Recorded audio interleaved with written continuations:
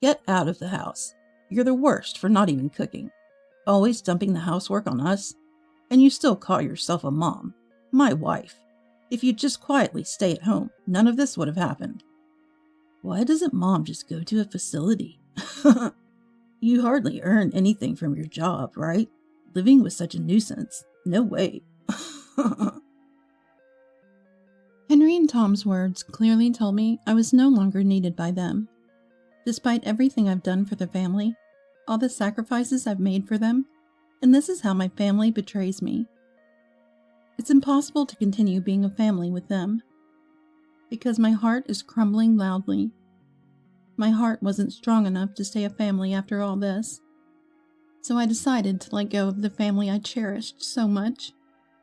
My name is Mary Simpson, a 41-year-old working mother, living with my husband and eldest son.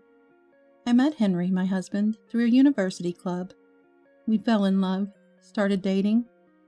As time passed, we realized we couldn't live without each other, and things moved quickly. We have a son, Tom, our eldest. He's a high school student, working hard to get into a prestigious private university's medical school. Tom has always been kind, to not ignore those in trouble, wanting to save as many people as possible, saying since he was little, I want to be a doctor. To support Tom and my dear husband Henry, I've been working harder than ever. Honestly, there are many days when work runs late and I can't do housework. But on such days, Henry, who gets home earlier, or Tom, if he's off school, would help out. I felt reassured by my family every day. I believed everything was going smoothly. The day I realized something was wrong in our family was after a particularly long day at work. A junior at work made a big mistake, so it was a tough day. By the time I finished, it was already past 9 p.m., well beyond dinner time. Exhausted, I came home to find Henry and Tom seemingly in the living room. They usually spend time in their rooms after dinner, so I found it odd and said, "I'm home." As I opened the living room door, that's when Tom frowned and said, "Mom, isn't dinner ready yet? I'm hungry." I was surprised by Tom's words. I was already quite late. Until now, when I was late from work, they would order delivery or make something simple themselves. I believed they would do the same today, but it seemed not. "I'm sorry, work took longer than expected. I'm tired. Shall we order delivery?" Delivery? I'm tired of that. I want to eat your cooking, Mom. But, to be honest, I was exhausted from working long hours. And a quick look in the fridge showed there wasn't much in there, and it was clear I couldn't prepare a satisfying dinner for a growing boy like Tom. "Tom, how about you stop being so demanding?" As I was wondering how to appease Tom, Henry said that. While internally grateful for the help, I nodded. "That's right." Henry continued speaking. "You know Mom hardly does any housework. Relying on her is pointless. Delivery food is thousands of times better than Mom's cooking, so just settle for delivery today." His words hurt me deeply. Indeed, delivery food is delicious, and I understand preferring it over my cooking. But isn't it normal not to voice such things outright? Feeling indirectly criticized for my cooking skills, I felt depressed. Regardless of how I felt, Henry and Tom were browsing their mobile phones, discussing which delivery to choose. It wasn't always like this. Tom used to be a child who cared more about others, but he became sullen when his exam preparations didn't go well. Feeling uncomfortable, I quickly prepared for bed and secluded myself in my room. The family dynamic had been strange since around that time. Since then, I felt that the gears of our family were misaligned. Henry and Tom treated me as if I were not part of the family, often enjoying themselves without me. There were days when I had to work on weekends, and they went on day trips without me, or even on my rare days off, they spent time together, excluding me. The more I tried to make time for my family, the more I felt rejected. It was so painful that I overloaded myself with work, but that backfired and I collapsed at work. When I woke up, I was in a hospital room. Apparently, I had collapsed from malnutrition and overwork. Indeed, thinking back, I had felt dizzy. My boss had tried to call home, but it went to voicemail. Henry and Tom were off today. Thinking they must be out enjoying themselves, I felt an indescribable sadness. It's true what they say about feeling lonely when you're sick. Lying alone in the hospital room, just staring at the IV drip, was agonizing. If only they'd come, even if late. But no one came. Why? I work hard every day for my family. Even today, I collapsed because I pushed myself too hard for them. So why don't they come?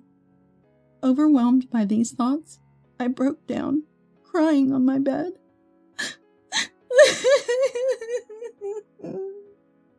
I felt embarrassed about my own weakness, which only made me cry more.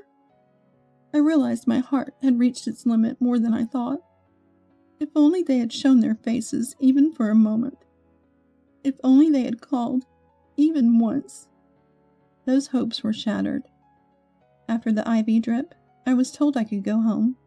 I hadn't seen either of them until I got back. That day, I again returned home late.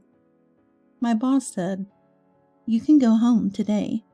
I hadn't worked, but the IV took longer than expected, arriving home at 9 p.m. Lately, I've been coming home around this time, so they probably didn't think anything of it, even if I look unwell. I'm home. Entering the house, I opened the living room door, where both of them were waiting, just like today. I wondered if they were going to demand dinner again. As I worried, Tom spoke. "Mom, you hardly work, so why are you always so late? Are you cheating or something?" His words caught me off guard. Indeed, I was at the hospital today, but usually I'm just working. It was outrageous to be suspected of cheating. That's not it. I've been held up at work, that's all. I hurriedly explained, but Tom looked at me skeptically, as if he doubted me, making me feel uncomfortable. Why should I be suspected of such things? I'm just trying hard for my family. Frustrated by Tom's unreasonable attitude, Henry finally spoke up. "Enough. The worst person who doesn't even cook. Just get out. Always pushing housework on us. Are you even a mom? My wife. If you had just stayed quietly at home, none of this would have happened." I couldn't say anything in response to Henry's words. When we got married, Henry wanted me to quit my job and stay at home. But I wanted to support our home, so I continued working. Ever since then, Henry has never said such things, so I thought he didn't care. But now he was saying this. Following Henry, Tom also began to criticize me. "Why don't you just go to a facility, Mom? You hardly earn anything from your job, right? Living with such a nuisance is impossible. Impossible." That's not fair. I couldn't raise my head in response to their words, bowing down instead. When had they started thinking of me this way? A bad wife? A nuisance? I never intended to become this way. I was just trying to support my family. I felt like a thread holding me together had snapped. I couldn't work hard for my family anymore. That's what I was telling myself. All right, I'll move to a facility then. I'm sorry for all the trouble I've caused. I'll leave this house, so don't worry. I couldn't put in any more effort, neither in work nor in living with these two as a family. That's what came out of my mouth, driven by these thoughts. Hearing that, both of them smiled, satisfied.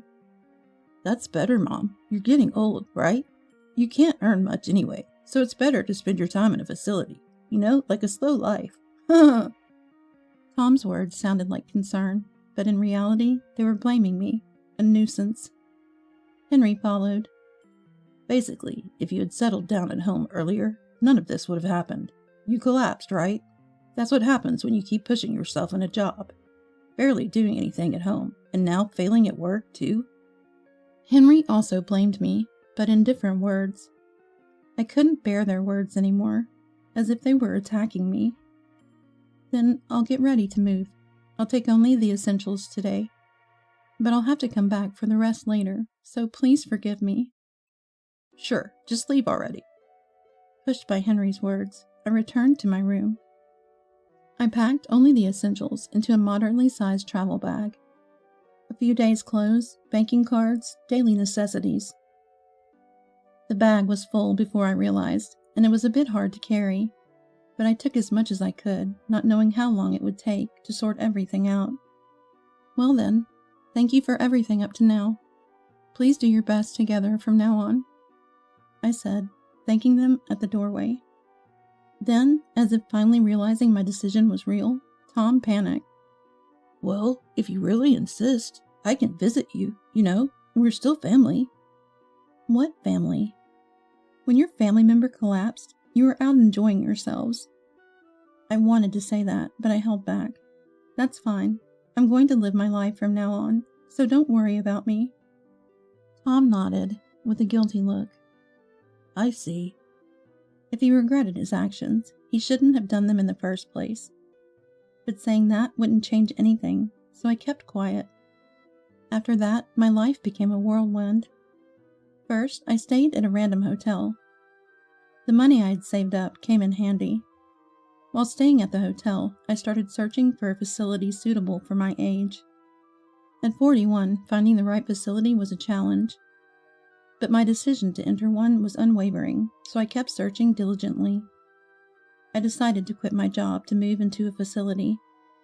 When I explained my situation, my boss was visibly disappointed, but didn't try to stop me and accepted my resignation. Without a job, I could fully immerse myself in finding a facility, visiting potential ones, and arranging for necessities. Eventually, I chose to move into a particular facility. It was new, with mostly young staff. Designed for people in their 40s and 50s, I didn't expect much service, but the support I received was so substantial that I immediately decided to move in. The staff welcomed me with open arms, and I even felt this place would soon become popular.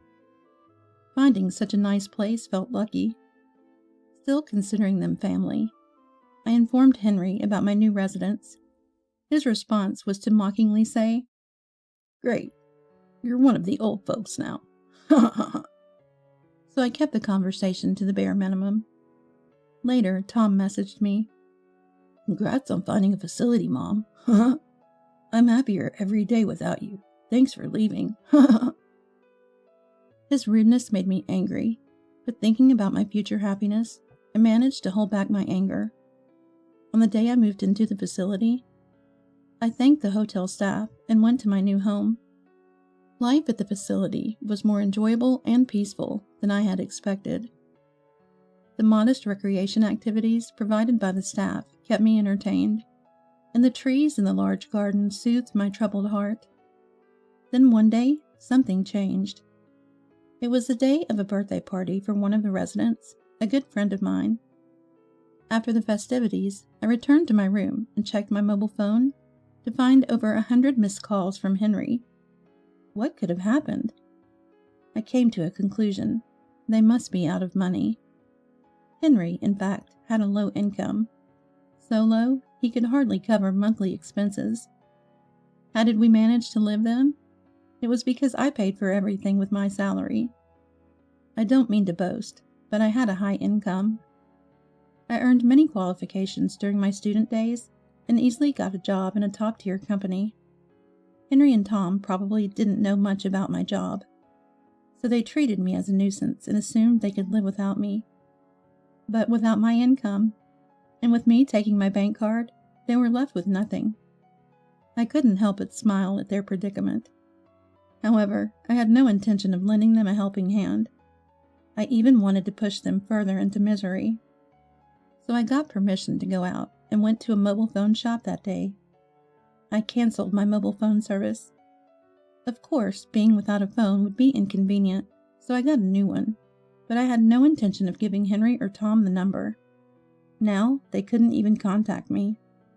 I wondered what they would do without money, maybe even struggling to survive this month. Due to being ridiculed by them for so long, I couldn't help but smile when I imagined what actions they might take next. I was so visibly buoyant that a close fellow resident remarked, "You seem in good spirits." Just a few days later, a significant development occurred. One day, while enjoying my free time, A staff member informed me that someone wanted to visit. It was Henry and Tom. I knew immediately that it was my husband and son. Initially, I didn't want to meet them, but then I saw it as a good opportunity and agreed to talk. Mary, I'm glad. I wasn't sure you'd agree to meet. As soon as I arrived, Henry seemed relieved, as if I had thrown him a lifeline. Tom stood and pulled out a chair across from them. Mom, please sit. I'm really happy to see you, Mom. Tom's kind expression was something I hadn't seen before, but I quickly realized it was fake. They were trying to take me back and return to our previous life, especially Tom, who needed money.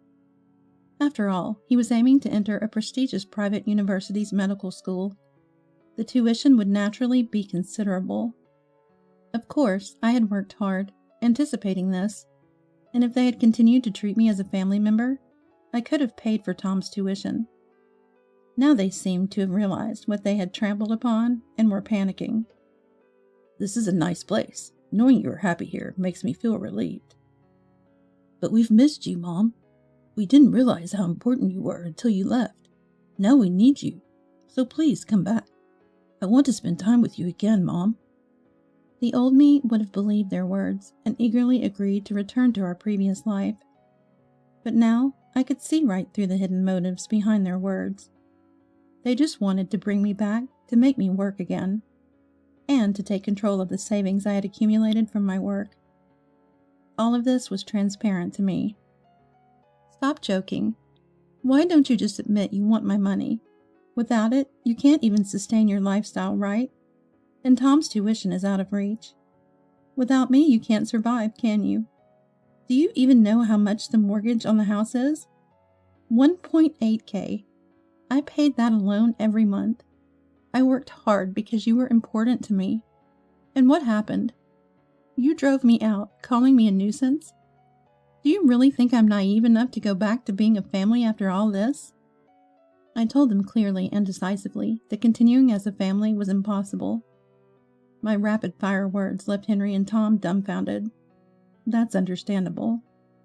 Until now, no matter how much they complained, I had remained silent, fearful of causing a fight, of stirring up trouble within the family. I was silent because I feared that very thing. But I'm different now. I've decided to speak up about what's wrong, to be honest about my feelings, to not lie to myself. That's why I was able to speak my mind so clearly. I then slammed the divorce papers I had picked up when I canceled my phone onto the table. Here, the divorce papers. Take them and sign them. At my words, Henry turned pale. What? Are you serious? If you do this, we won't be a family anymore. Provoked by Henry, Tom also confronted me. I don't want you to leave, Mom. We're a family. Let's stay together. Let's stick together, the three of us. Their desperation made me inadvertently smile. The two who had cornered me were now bowing their heads begging me. Their current plight amused me. But my decision was unchanged. No matter what they said, I had decided to divorce and sever the family ties. I had no intention of going back to them. I'm sorry, but I'm serious. If you resist, I'll hire a lawyer, so be prepared for that. Goodbye, then. With that, I left the room. The last thing I saw was Henry staring dejectedly at the divorce papers, and Tom, who could do nothing but look down. Thus, I successfully cut ties with my family. Of course, whether everything was truly over, I couldn't be sure. There might be resistance, but this was a turning point for me. For a long time, I had worked hard for my family, to be recognized, to give my all. But today I was left behind, so I decided to live for myself. They were no longer needed. As expected, Henry did not submit the divorce papers willingly. I sent them several times by mail, but none were submitted, likely thrown away. So I hired a lawyer and decided to go through a divorce trial. Henry's side also prepared a lawyer, but due to his low income, he couldn't afford a decent one and was completely outmatched by my lawyer. I also filed for compensation in the divorce trial. At that, they begged, crying, "That's impossible." Indeed, upon investigation, it was clear they had no means to pay the compensation from the divorce trial. But I couldn't bring myself to forgive them and decided they should pay the amount, even if it meant taking on debt. As expected, Henry ended up borrowing money to pay the divorce compensation. Of course, their lives became difficult, and Tom had to give up his dream of attending the prestigious private medical school and started working after high school. They are now living a hellish life. Just hearing about their situation was satisfying for me. As for me, I'm leading a leisurely life at the facility. I haven't even shared this incident with my close fellow residents. It was too embarrassing to share such details openly. I probably won't meet the heartless Henry and Tom again.